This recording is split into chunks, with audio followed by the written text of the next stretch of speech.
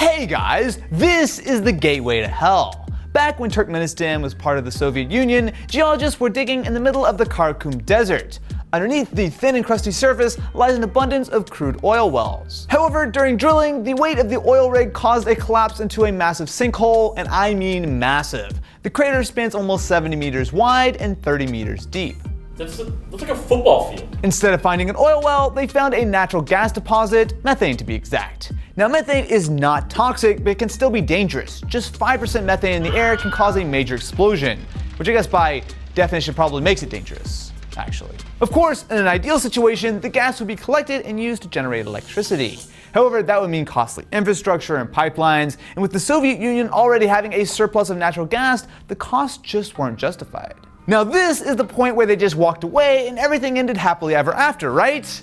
Of course not. The story takes a much more nefarious turn.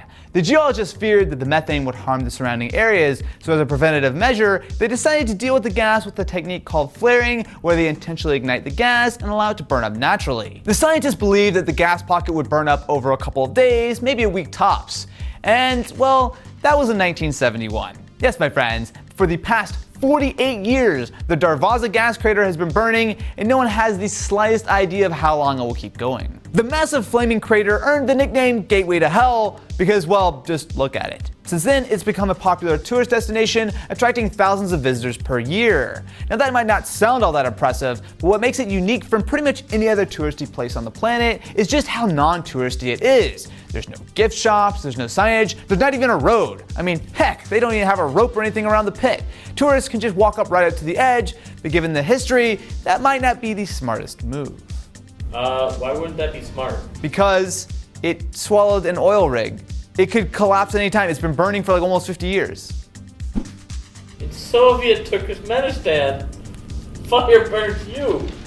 Fire always burns you. That's the way fire works. This is not the only time something like this has happened. In 1962, the small mining town of Centralia, Pennsylvania had a big problem.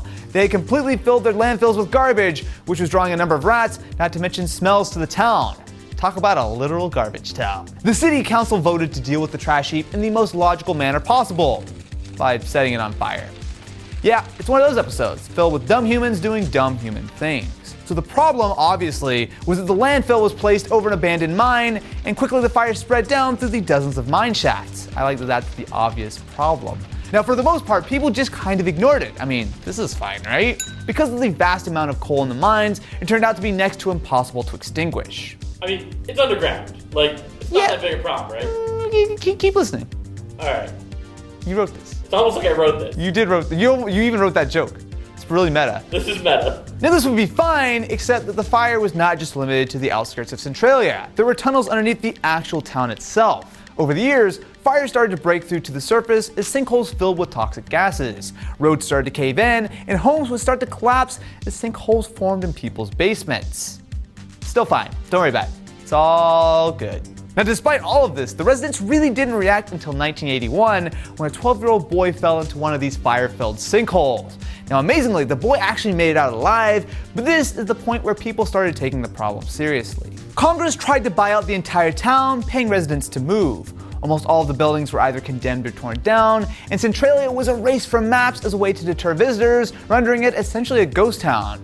However, even through all of this, a small handful of people, somewhere in the neighborhood of about 10, still live there. The town remains on fire to this day and will most likely burn for at least another 100 years, just like Matt's love of this is. If you enjoyed, go check out our episode all about how the US developed bat bombs during World War II, and definitely be sure to subscribe and turn on the notification bell, because if you don't, we're sending Matt straight to the highway to hell.